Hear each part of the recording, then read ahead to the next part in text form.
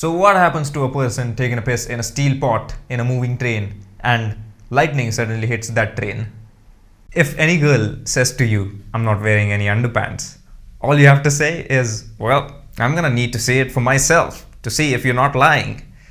And you're in there. So I was doom scrolling myself on YouTube and I came across this short whose title was How to Unchoke Yourself When You're Choking Alone. And I was like, why the fuck am I gonna need to watch that video? Like, when is that shit gonna happen? That's not gonna happen. Then I died. Now I'm talking to you from heaven. Turns out I should have watched that video. This is a practical way to get shit off your hands if a baby ever shits in your hands. This is what you do. You go in the bathroom and then you lick it off and then you spit it in the commode. I'm just kidding. I know I look like someone who eats baby shit regularly. I know that. You know, jokes apart, whenever a baby shits in my hands, I just shit right back in its hands. Tit for tat, baby. Trust me, it's a full-fledged goddamn shit show when that happens. Of course, if the baby shits in my hands more than what I shit in its hands, then I beat the living shit out of that baby. People, if you're gonna travel publicly, make sure you maintain hygiene. Okay? Don't come in stinking like an underwear that hasn't been washed for 5 days. Don't do that. Manners maketh man, and they maketh woman, and gay man, and lesbian. I'm just trying to not get cancelled here. And if you have some illness, maybe you have catched cold or some shit, bring a mask with you, will you? Don't let us go through all those fucking sneezes. Please. Don't put my nose and my mouth and my immune system through that. Please. And finally, last but not the least, if you've got some, serious illness like HIV/AIDS, don't fuck somebody in the bus right there in front of all those people. Do not transmit diseases and do not let us go through all that unhygiene. My underwear that hasn't been washed for 5 days actually, in truth, smells better than, people that come in on public transports. I can't believe it. It's true. It's true. Please don't ask me why I'm smelling my underwears that haven't been washed for 5 minutes. I don't have an explanation for that. Please don't ask me that. Who else makes helicopter noise with their teeth? Goddamn bruxism, right? Anyways, when I was a child, I used to call a helicopter Hikal Papu because I couldn't say the word helicopter. For some reason, the word helicopter was too complex for my little brain to process. So Hikal Papu. Welcome to another video of flirting skills by Single Rana. Single guys, here's a pickup line you should never use on girls. Hey girl, are you a jam bottle? Cause I wanna stuff my dick inside you. Don't use this line, guys. It doesn't work. Trust me, it doesn't work. Did you know that penguins are monogamous their whole life?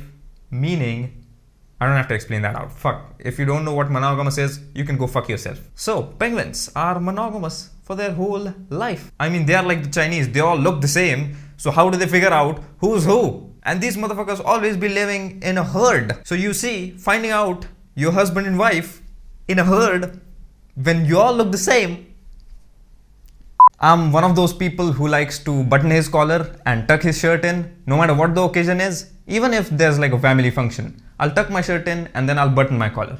And then some relative of mine will come to me and educate me that, dude, what are you doing? You look like you're trying to sell me a credit card. Unbutton that collar and untuck your shirt. And then I hit that relative in his or her face. Cause I'm just one of those people who likes to button his collar and tuck his shirt in no matter what the occasion is. I will wear a turtleneck for all you care. There's a reason why I do this. And that reason is what keeps me psychologically sane. You understand that? So I shifted to a metropolitan city from my village with nothing but dreams.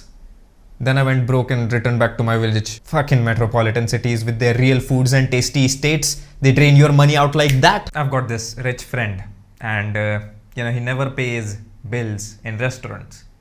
And I always find it very awkward to talk money with him. Cause for that dude, money spent in restaurants and cafes is an insignificant amount. And so, he's not even thinking about how this is affecting me deeply. And here I am, thinking about all those small amounts because that little amount of money means so much to my broke ass, you fucking idiot. So I'm gonna need you to contribute your side of the money, you ignorant, rich, spoilt brat. By law, he is supposed to pay all the bills in restaurants, but he makes me pay all those bills. If you're rich, you're supposed to pay the bills, dude. And you know what, fuck it. I'm too proud to let you pay my bill, but I need you to pay your side of the bill, motherfucker. Show me the money, Jerry Maguire, will you? Sitting on the pot and I'm peeing. Now I just shat myself. I did not intend to do that. The toilet paper is not here. Okay, I'm an Indian, and when I tell this to you, I'm speaking on behalf of 99% of the Indians.